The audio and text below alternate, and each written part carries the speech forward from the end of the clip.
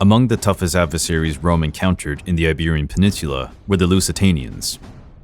Renowned for their fearlessness and combat abilities, they fiercely opposed Roman rule, employing guerrilla warfare and fiercely safeguarding their autonomy.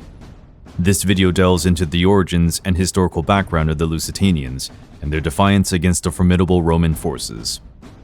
The territory of the Lusitanians spanned the land between the Douro and Tagus rivers, an area defined by rugged mountains, deep valleys, and terrain that was difficult to traverse. These natural obstacles significantly shaped their way of life and keen sense of independence, as the landscape itself provided a natural shield against invaders. Their communities were centered around small fortified settlements called castri, which were strategically placed. The discussion of the Lusitanians' origins involves both historical records and archaeological findings. Some scholars, including the geographer Strabo, classified them as Celtiberians, yet archaeological discoveries indicate that they were a pre-Celtic Indo-European group. Due to their location, they gradually adopted certain aspects of Celtic culture, while maintaining unique traits that set them apart from neighboring groups. Writers such as Pliny the Elder and Pomponius Mela highlighted these distinctions in their accounts, emphasizing the contrast between the Lusitanians and both Iberian and Celtic populations. Their exceptional courage and combat proficiency earned them a reputation as one of the bravest communities on the Iberian Peninsula. The historian Diodorus Siculus, writing from a Greco-Roman perspective, even likened them to the Cimbri, a renowned Celtic group famous for their resilience and might. Tensions between the Lusitanians and Rome arose following the Roman expansion into the Iberian Peninsula after Carthage's defeat in the Second Punic War. By 206 BC, Rome had assumed control of former Carthaginian lands in the southern peninsula, including key regions of Hispania. This shift in power led to conflicts with local communities, who soon began to resist Roman authority. Roman rule provoked unrest among the indigenous peoples of the Iberian Peninsula. Known to their fiercely independent nature and warrior traditions, the Iberian and Celtiberian groups began to push back. These uprisings, initially concentrated in the southern and central regions of Hispania, eventually extended to involve other free societies, including the Lusitanians, who inhabited the western part of the peninsula. Hostilities between the Lusitanians and the Romans commenced in 194 BC, with the former relying on guerrilla tactics to counter the superior Roman military. Their primary targets were in Hispania Ulterior, one of the two Roman provinces in the region, located in the southern portion of the peninsula. These attacks aimed to defend their homeland and repel foreign dominion. Clashes between these two forces persisted for decades, with the challenging geography of Lusitanian lands granting them an advantage by enabling ambushes and swift strikes against Roman forces.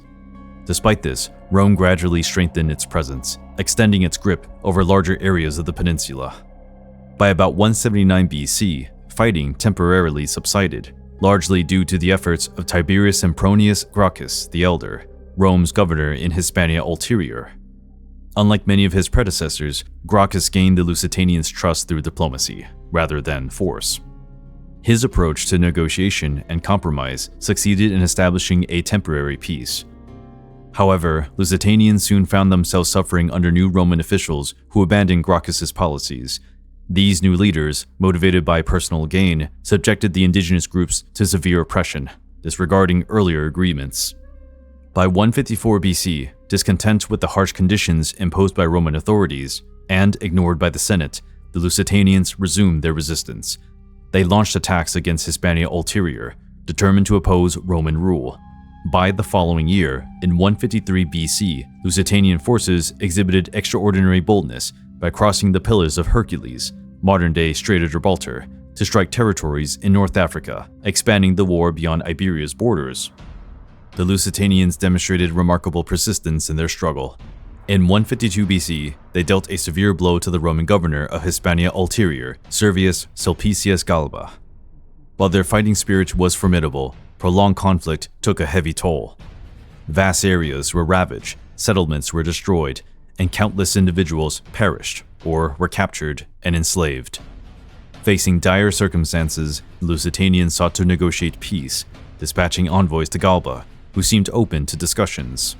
According to the historian Appian, Galba appeared sympathetic to their plight, acknowledging that their lack of resources had driven them to war. He assured them of a peaceful resolution and promised fertile lands for resettlement, suggesting that they be divided into 3 organized groups. This apparent offer of security encouraged the weary Lusitanians. To demonstrate their goodwill, the Lusitanians were instructed to surrender their weapons, believing this to be a gesture of mutual trust. However, Galba's assurances proved to be a cruel deception. Once they had been disarmed, Roman forces surrounded them with trenches, then proceeded to massacre the men while enslaving the women and children. This horrific betrayal left a lasting scar on the Lusitanians. Galba hoarded much of the plunder for himself and returned to Rome unscathed, his vast wealth shielding him from Senate outrage.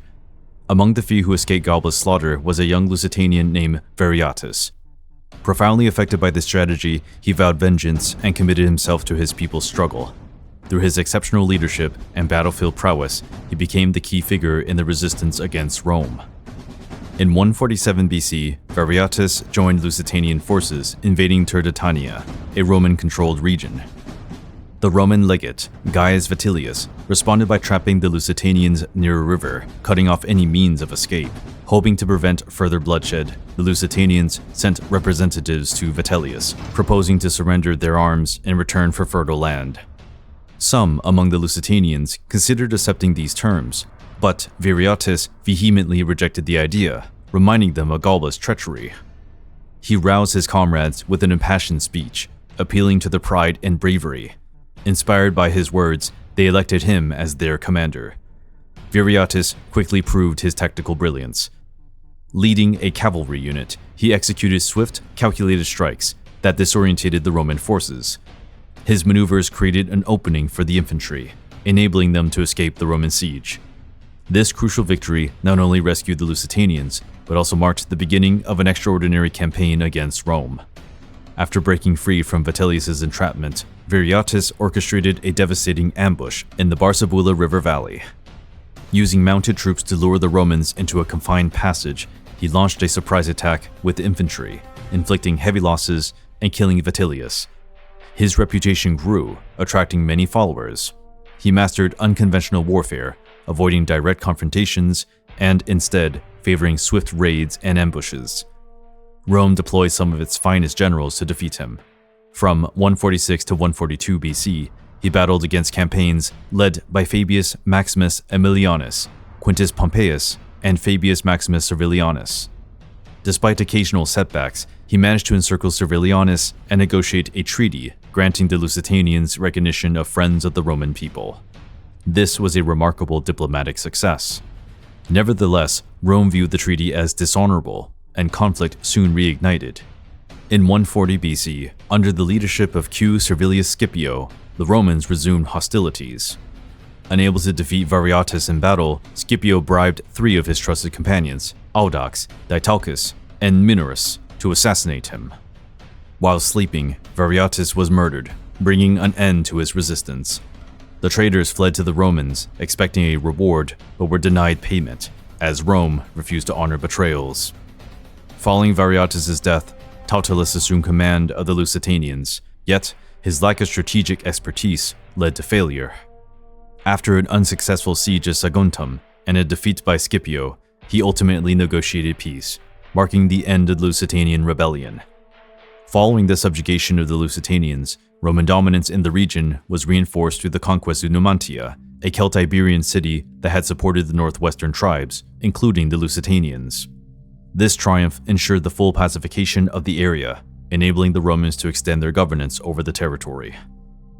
The process of conquest reached its completion under Emperor Augustus, 27 BC to 14 AD, who successfully unified the Iberian Peninsula under Roman administration. In 29 BC, Augustus proclaimed the Pax Romana, bringing an end to Rome's internal conflicts and ushering in an era of stability. Within this framework, Lusitania was absorbed into Hispania, which was subsequently divided into 3 distinct provinces: Lusitania, Baetica, and Tarraconensis.